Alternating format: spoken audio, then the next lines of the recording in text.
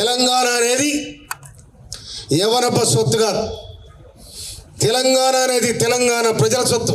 మిత్రులారా, ఇవాళ ఉస్మానియా యూనివర్సిటీ నిజంగా నేను ఇలా చదవలే, కానీ ఒకనాడు వచ్చి ఆర్ట్స్ కాలేజ్ ఇట్లా ముట్టుకొని పోవాలనుకున్నాను. నేను ఇట్లా ఆ గోడను అట్లా తాకిపోవాలనుకున్నాను. నేను ఉస్మానియా యూనివర్సిటీ ఆర్ట్స్ కాలేజీని నేను ఇట్లా గోడను ఇట్లా తట్టిపోవాలనుకున్నాను. నేను అంత పవిత్రం. ఆ ఇంజనీరింగ్ కాలేజీ కూడా నడిచిపోతే బాగుంటుంది అనుకున్నా. నా కొడుకు నాలో చేయించినాడు. నా కొడుకు ఎంటెక్ చేసిండల్లా. అరే నేను చదవలేదురా, నువ్వు పోయి చదువురా అన్న. వాడు చదివాడు. అందుకోసమనే ఉస్మానియా యూనివర్సిటీ నేను గాడ తెలంగాణ ఉద్యమం జరుగుతూ ఉంది. మేము గడమే కూర్చున్నాడు. ఈడ ఇక దునుకులాడుతా ఉన్నారు. గద్దరని వచ్చిండు, తర్వాత ఏ పురుషం అన్న, అందరూ వచ్చి దప్పవుడు, సంజవుడు, డోలకుడు అందరూ వేసుకొని వచ్చారు. వచ్చి ఆడతారు. ఈ తెలంగాణ గిట్ట రాదు ఆయన. మొత్తం వాళ్ళు వచ్చి చెరుకు తోటలు ఆడి పందులు పడ్డారు. కానీ వాళ్ళ చెరుకు తోటకు ఒకసారి అవసరం నిప్పు కూడా పెడితే వెళ్ళిపోతారు అనుకొని ఆయన ఆడ కూర్చొని చర్చ చేసుకున్నాం. కానీ తెలంగాణ మేమిచ్చినాం, మేము తెచ్చినాం, మేమే వారసులం, కొట్లాడమని చెప్తా ఉన్నారు. కానీ తెలంగాణ ఆంధ్ర పాలకులు కూడా తెలంగాణ పేరు చెప్పి వందలాది మందిని ఎన్కౌంటర్ చేసిన సందర్భాలు చూసినాం. తెలంగాణ పేరు చెప్తేనే తెలంగాణ బావుల కాడిపోయిన కూడా కాల్ చేసిన సందర్భాలు చరిత్ర చూసినాం మనం. ఇంత పోరాటాల తెలంగాణ ఉద్యమం 69లో ఆగిపోయింది అనుకున్నారు. తెలంగాణ ఇక రాదు అనుకున్నారు. కానీ మన గ్రామాలలో కుంపటి ఉంటుంది. ఆ కుంపటి పోయేటప్పుడు, కూలి పోయేటప్పుడు ఆ కుంపటి కింద నిప్పు కంకలు అట్టి పెట్టి ఆ బూడిద చెప్పిపోతాం. మళ్ళీ సాయంత్రం ఇంటికి వచ్చినాక ఎవరిని నిప్పు పోద్దని మళ్ళీ ఆ బూడిద కంకలు తీసుకొని మళ్ళీ పొయ్యి రాజేస్తారు. తెలంగాణ ఉద్యమం కూడా ఎప్పుడు కూడా కుంపటిలాగానే ఉన్నది. ఏనాడు కూడా సల్లారలేదు. కానీ తెలంగాణ అనేది శ్రమజీవులతోని, కష్టజీవులతోని, నిరుద్యోగులతోని, వ్యవసాయ రంగం, నీళ్లు, నిధులు, నియామకాలు ఇవన్నీ జరగాలని సంకల్పించి ప్రతి ఒక్కరు కూడా రోడ్డు మీదకి వచ్చారు. కుల సంఘాలు వచ్చినాయి, రైతు కూలీలు వచ్చిండ్రు. ఆఖరికి ఆనాడున్న పీపుల్స్ వారు కూడా మద్దతు పలికింది.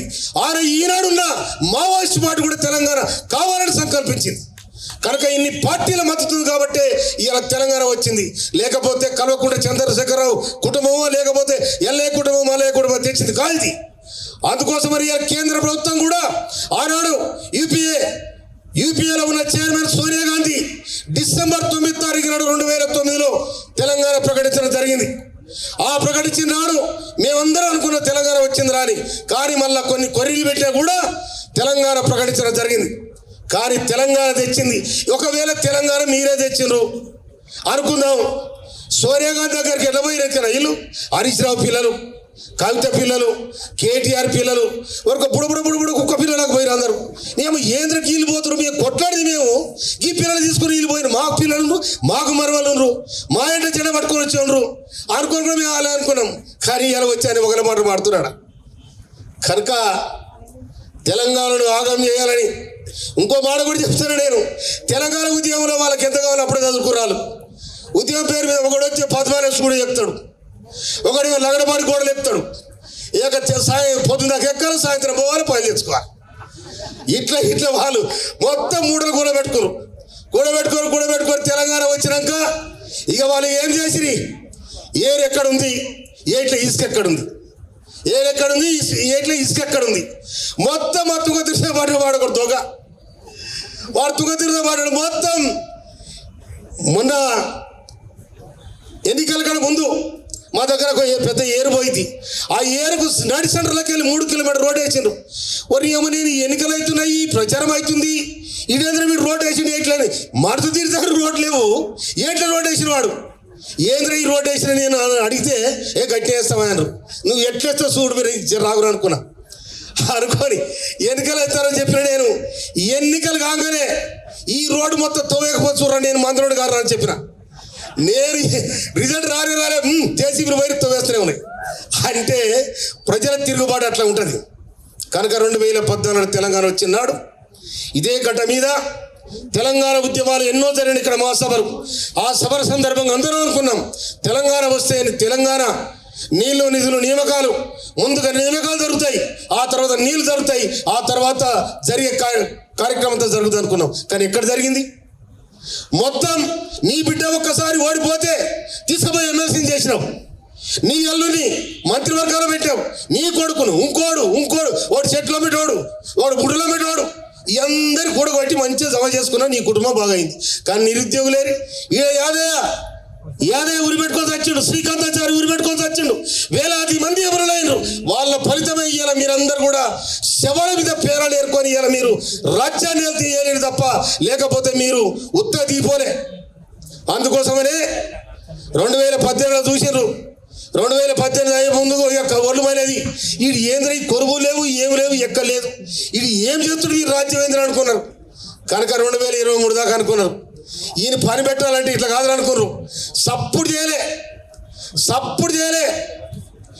నవంబర్ 30 తారీఖు నాడు ఒత్తుడు వచ్చితే డిసెంబర్ 3 తారీఖు నాడు కథ అయిపోయింది. కథ గోవిందమగర ఈ అమ్మ పీడపోయింది ఇచ్చిన రాష్ట్రానికి అనుకున్నారు.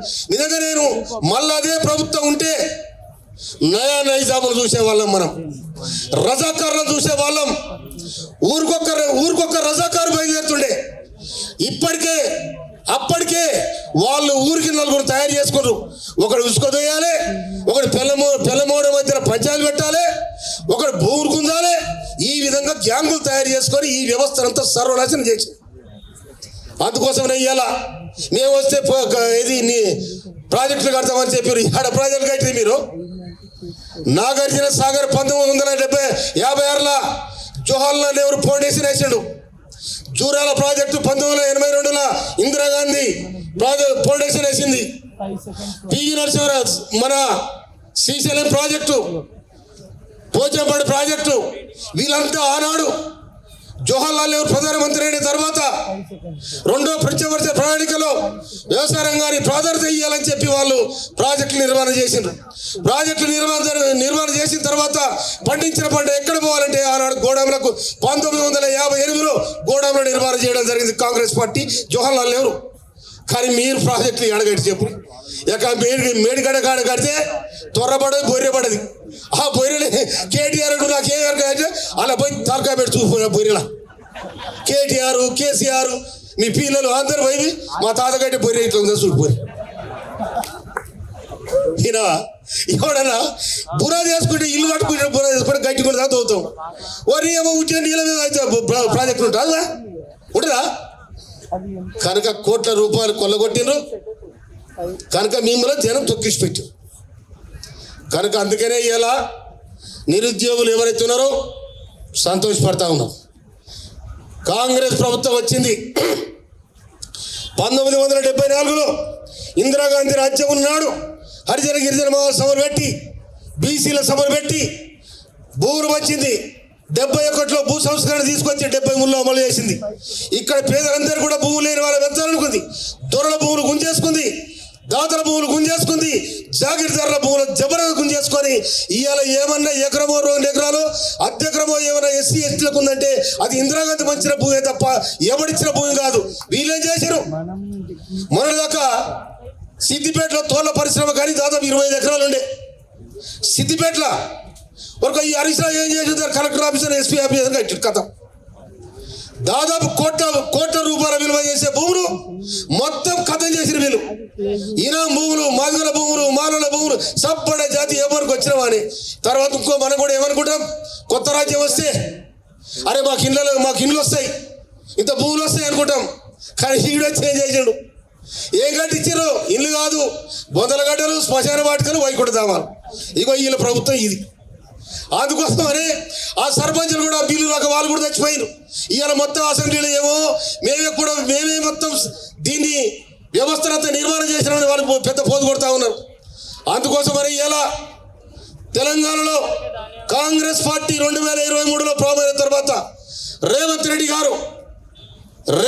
గారు ఇంకోటి ఈ కుటుంబం కూడా ఏమని జరిగాను, దేవుడా కాంగ్రెస్ వస్తే వచ్చా కానీ ఎప్పుడైనా ముఖ్యమంత్రి అయినా ఏం లేదు. కానీ రేవంత్ రెడ్డి మాత్రం కావద్దు అనుకున్నారు. ఇంకా ఎవరైనా ఏం లేదు. కానీ రేవంత్ రెడ్డి కావద్దు తను పుడుకు రేవంత్ రెడ్డి. ఇక వాళ్ళ గోస కాదు, ఒకటి మీద పడి ఒకటి ఓడ్చుడు. ఏమరా మనం అనుకున్నది ఏంటిది, చేసింది ఏంటిది? ఈ ఇందిరాగాంధీ సోనియా గాంధీ చల్లకుండా ఇంకా ఎవరైనా చేస్తే మంచిగుండు. ఆయన తీసుకుపోయి చేలా పెట్టి మనము మన పరిస్థితి అవుతుందిరా, ఏమరా ఏం కథ అవుతురా ఇది అని వాళ్ళ గోస వాళ్ళకే ఉంది. ఇప్పుడు చూడు ఇంకొక మాట చెప్తా నేను. ఏమన్నా భార్య భర్తలు మాట్లాడుకుంటే ఫోన్ ఇంటి ఆడవా ఇంటరా? భార్య భర్తలు మాట్లాడుకుంటే ఫోన్ ఇంటరా ఎవడన్నా? ఒరి ఫోన్ టాపిక్ తెల్లదాకా భార్య భర్తలు మాట్లాడుకుంటే వాళ్ళ ఫోన్ చెవులో పెట్టి ఈనుడు, అన్నదమ్ములు మాట్లాడుకుని ఈనుడు, సాడు మూడులు మాట్లాడుకుని ఈనుడు. ఇదారవా ఇలా రాజ్యం? ఒకటి కాదు, ఒక కథ కాదు. వాడు కూడా పోయి అమెరికాలో ఉన్నాడు. ఇక మొత్తం నాయకుడు వాడినాడు ప్రభాకర్ రావు. మొత్తం ఇట్లా ఇట్లా ఇట్లా ఇట్లా అని చెప్పేది. ఇప్పుడు వాళ్ళ చుట్టూ ఆ రింగు తిరుగుతా ఉంది. ఏంటిది అది? ఆ సెల్ ఫోను తిరుగుతూ ఉంది.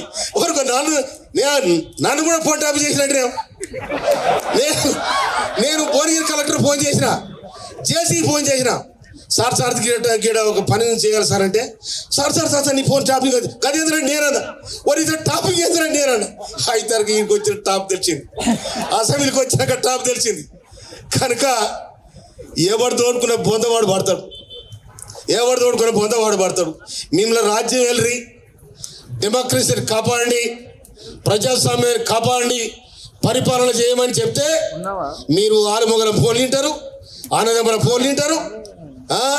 ఎవడెవడు పార్టీ నాయకులు, అవతల పార్టీ నాయకులు ఎవరెవడు మాట్లాడుతున్నారు, ఏమేమి మాట్లాడుతున్నారు అంటే అందరు మాట్లాడుకుంటూ తొక్కుడు ఎక్కితే కథ వెళ్ళిపోయింది.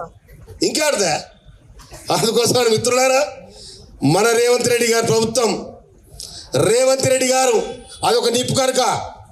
రేవంత్ రెడ్డి అనే ఒక వ్యక్తి అది ఒక్క నిప్పు కనుక ముట్టుకుందామని ఉపాయం చేసిండ్రు. వద్దరుకోరు, దండ పెట్టుకోరు, కానీ వాళ్ళు కన్న దేవుళ్ళు కూడా మొక్కిరాలు. ఆ దేవునికి ఈ దేవునికి నాకు తెలిసింది కూడా అది. ఎందుకంటే అలా కూడా వచ్చినా నేను ఆ కథ అంతా అలా ఉండే సంసారం, ఎరికాల సంసారం అంతా ఒక గోస కాదు. ఎవరు కలవరు, ఎవరు మొదలయ్యారు. ఇక వాళ్ళు ఎమ్మెల్యేలు ఉంటారు. ఎమ్మెల్యేలను ఒక్కొక్క ఎమ్మెల్యేను 10 సంవత్సరాలుగా ఎమ్మెల్యేలు ఉన్న వాళ్ళని కనుక మొత్తం ఈడీ కనుక ఎంక్వైరీ చేస్తే ఒక్కొక్క దగ్గర 1000 కోట్లకు తక్కువది. మొత్తం సర్వనాశనం దోసుకున్నారు. అందుకోసం మిత్రులారా, ఇవాళ మన కాంగ్రెస్ ప్రభుత్వం, రేవంత్ రెడ్డి గారి ప్రభుత్వం, వారి మంత్రివర్గం అందరి కూర్చొని కూడా మనం నిరుద్యోగులకు మాట ఇచ్చినాం. ఆ మాట ప్రకారం కూడా మనం ఇచ్చేయాలని చెప్పి ఇవాళ దాదాపు 56,000 కొనులు పూర్తి చేయడం జరిగింది, భర్తీ చేయడం జరిగింది. బడుగు బలహీన వర్గాల పిల్లలకు కూడా అవకాశం దొరికింది, ఇంట్లో సంతోషంగా ఉన్నారు. అదేవిధంగా ఇంకొక మాట, 2008 నుండి హాస్టల్లో రెజ్జే స్కూల్లో చదువుతున్న పిల్లలకు ఎవ్వడు కూడా అటంకల పోయి చూడే, వాడు ఒక రెజ్జే స్కూల్కి మంచోడు వచ్చాడు, పోలీసు అనుకుంటే చిన్నగా వారి ఇన్ఫార్మర్గా చేసారు ప్రవీణ్ కుమార్ను.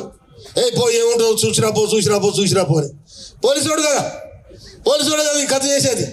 నువ్వు మంచిగా పిల్లలకు ఏమో సాయం చేస్తావు, అందరూ మురిసిపోయినా మేము కూడా. అరే నువ్వు వాళ్ళ ఉండకరా ఆయన బీఎస్పీ పెట్టి బీఎస్ఎం బలం అయితే అట్టుంది, నువ్వు బయటికి వెళ్ళమని చెప్పిను. కేసీఆర్ చిన్న బయటికి వెళ్ళగానే ఆయన బీఎస్పీ అనగానే మేము కూడా ఎగిరెగిరి పడ్డాం.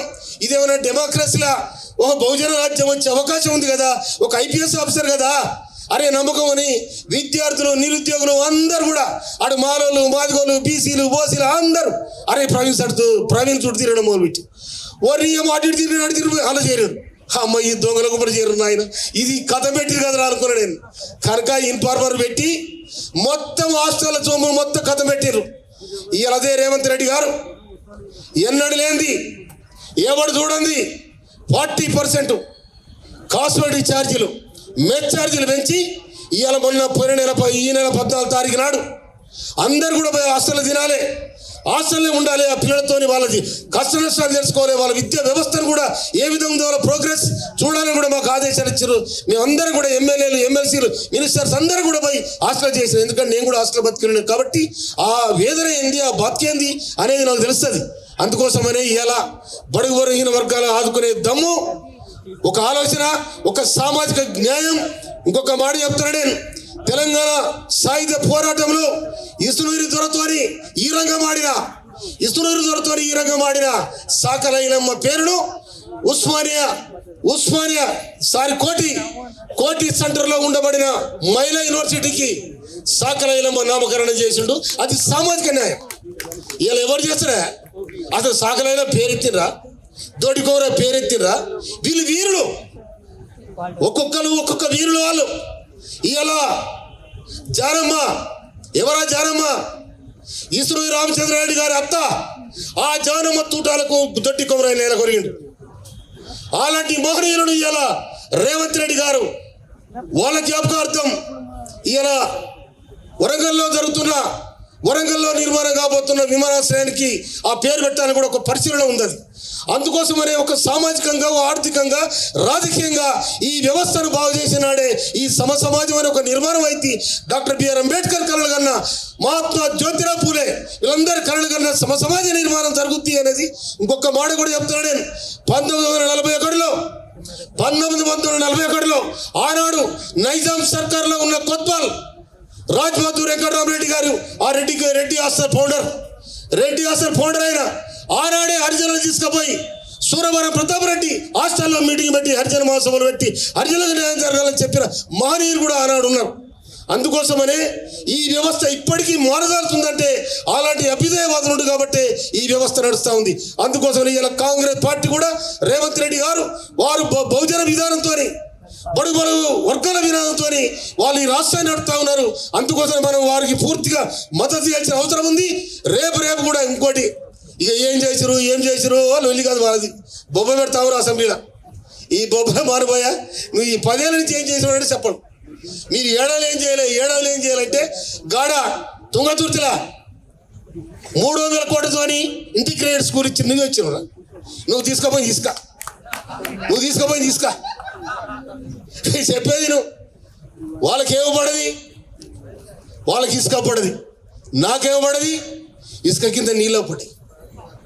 వాళ్ళకి ఇసుక పడితే నాకు ఇసుక కింద నీళ్ళు పడి. అందుకనే నాకు భూమి లేకున్నా కూడా 30 ఎకరాల భూమి కౌలు తీసుకొని దాదాపు 150 ఫుట్ల ఒడ్డు పండిస్తాను ఇప్పటికి నేను. వినవా? అందుకోసమైన నీళ్ళ సంగతి తెలుసు నాకు, వ్యవసాయదారుడి సంగతి తెలుసు నాకు. కనుక ఈ కాంగ్రెస్ ప్రభుత్వం ఏనాడైనా ఎప్పుడైనా ఆ పేదల పక్షాన ఉంటుంది, రైతుల పక్షాన ఉంటుంది.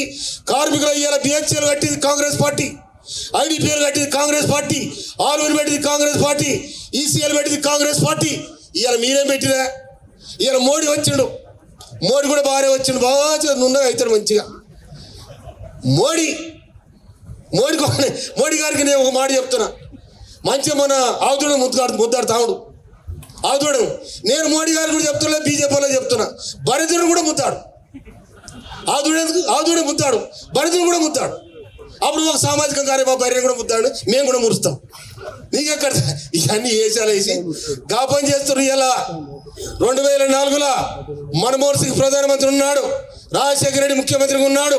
ఈ దేశంలో ఉన్న కోట్లాల మందికి ఆహార భద్రత కల్పించాలి, పరిభద్రత కల్పించాలని చెప్పి ఉపాధి హామీ పథకాన్ని ఆలూరు చేవెళ్ల నియోజకవర్గం ఆలూరులో ప్రారంభించడం జరిగింది. ఇవాళ కోట్లాది మంది ప్రజలు తెల్లరగా లేస్తే ఇంత తట్టబార పట్టుకొని పోయి ఇంత పని చేసుకొని వాళ్ళు బతా ఉన్నారు. కానీ ఇలా మోడీ ప్రభుత్వం 10 సంవత్సరాలుగా ఏం చేసిందో చెప్పడానికి కూడా ఏం లేదు. ఇలా కేసీఆర్ అని ఇంకా అటో ఇటో ఇంత బుక్కిండు దిక్కిండని చెప్పొచ్చు, కానీ బొక్కే తెలియదా మనకేమన్నా. అందుకోసమే బీజేపీ వాళ్ళు కూడా ఒకసారి మోడీ నుంచి ఏం చేస్తారో సూర్రి. కనుక కేసీఆర్ ఫాసిస్ట్ పాలన పోయింది, ప్రజారాజ్యం వచ్చింది. ఈ ప్రజారాజ్యంలో ప్రజలందరూ కూడా సుఖంగా ఉండాలి, సుఖశాంతులతో ఉండాలని, అరాచకం లేని, ఆంబావ లేని ప్రజాస్వామ్య వ్యవస్థను నడపాలని ఇవాళ మన రేవంత్ రెడ్డి గారు ఆలోచనలు ఉండు. కాబట్టి విద్యార్థి లోకం మళ్ళీ ఇసినగా ఉన్నదాకా టీఆర్ జైల్లో ఉండొచ్చింది. ఎవరా కవిత టీఆర్ జైల్లో ఉండొచ్చింది. వచ్చి ఇక ఆమె ఇష్టం ఏదో పోయిందో ఏందో ఎట్లో చేసింది. అలా ఏ పంపించారో అలా బాగా చెప్పేది నువ్వు. ఆ పోయి జైల్లో ఉంటే బాబా మరి తిరగొట్టుకుంటారు. అరే ఆయన పోరాని ఆ పిల్లల్ని తీసుకుపోయి జైలు ఎత్తిరి అటాకల పోకపోతే మీరు అసెంబ్లీ ఎందుకు కొట్లాడుతారంటే దానికి సమాధానం లేదు. చెప్పి ఇంకొక మాట చెప్తా నేను. ఎవడైనా చీప్ లిక్కర్ దందా చేసి ఒక ఆడపిల్ల పోతా అదివా ఆడపిల్ల ఎవడు తాగుతాడు ఇంట్లో మనం ఇప్పుడు తాగుతున్నా అంటారు. పూర దందనమాలు పెట్టి మొదలు ఇక ఎవరు దొరికించుకున్నాడో పోయారో చక్క ఇసుక వాళ్ళ కూర్చొని పెడితే మళ్ళీ ఇప్పుడు జై తెలంగాణ తల్లి అంటుంది. తెలంగాణ జై తెలంగాణ నువ్వన్నా నువ్వు లేనప్పుడు ఉన్నది, నువ్వంటే తెలంగాణ లేదు, నీ తాత ముత్తాల అనేది లేదు. ఇంకోటి బతుకమ్మ ఎందుకు చేతిలో పెట్టలేదంటే దానికి ఒక సిస్టమ్ ఉండదా? బతుకమ్మ సీర అని ఎగబోసుకొని ఇట్లా నా వాళ్ళనే ఉండాలి, ఉంటుంది. నువ్వు ఉన్నప్పుడు ఉన్నది కానీ అయిపోయా, గోవింద మంగళం అయిపోయింది, ఇంకా ఉందా? అందుకోసం మిత్రులారా, ఈ రాజ్యం ఫాసిస్ట్ పాలన పోయింది, ఈ ప్రజారాజ్యం వచ్చింది. ఈ ప్రజారాజ్యంలో విద్యార్థి లోకం, నిరుద్యోగ లోకం, ఎస్సీ ఎస్టీ బీసీలందరూ కూడా సుఖశాంతులతోని ఇక్కడ ఒక ప్రజాస్వామ్య వ్యవస్థగా, ప్రజాస్వామ్యబద్ధంగా డెమోక్రసీ, ఈ రాజ్యాంగాన్ని రాసిన డాక్టర్ బిఆర్ అంబేద్కర్ ఆలోచన విధానాన్ని, మంచి అడ్మినిస్ట్రేటర్ బాబు జగజ్జీవన్ రామ్, మహాత్మా పూలే, వీళ్ళందరూ కూడా వాళ్ళ ఆలోచనతో ఈ రాజ్యం నడుస్తుందని కూడా మనం చేస్తూ, ఈ నిజంగా ఈ ఉస్మానియా యూనివర్సిటీకి నా పిలుస్తాను కూడా నేను అనుకోలేదు, బాగానే నగేసి పిలిచాను. సరే, అందుకే అందరికీ నిజంగా నేను నిండుగా శుభాకాంక్ష తెలియజేస్తూ, మళ్ళా వచ్చే సంవత్సరం కూడా కొనులు వస్తాయి, మీరందరూ కూడా భద్రత చదువుకొని వినరా.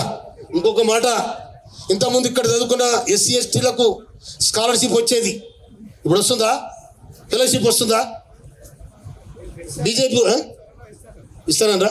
ఓకే. నేను అందులో కూడా ఏది అసెంబ్లీలో కూడా మాట్లాడినా, అయ్యా మీరు 1500 ఇస్తారు ఇప్పుడు, అట్లాగా జర ఎక్కువ ఇవ్వాలని కూడా నేను రేవంత్ రెడ్డి గారు కూడా చెప్పినా, అది కూడా కొద్దిగా ఎక్కువ చేసినట్టు మొన్న. కనుక అన్ని విధాల ఈ ప్రభుత్వం ఆదుకుంటానికి సిద్ధంగా ఉందని చెప్పి నన్ను ఇక్కడికి ఆహ్వానించిన మానవతరాయ్ తమ్మునికి, తర్వాత నగేష్, తర్వాత కొడంగల్ సీనేనా ఓకే, ఇక్కడ కూర్చున్న వేదిక మీద కూర్చున్న అన్నదమ్ములకు అందరికీ కూడా నిండుగా శుభాకాంక్షలు తెలియజేస్తూ నాకు సెలవు. Thank you.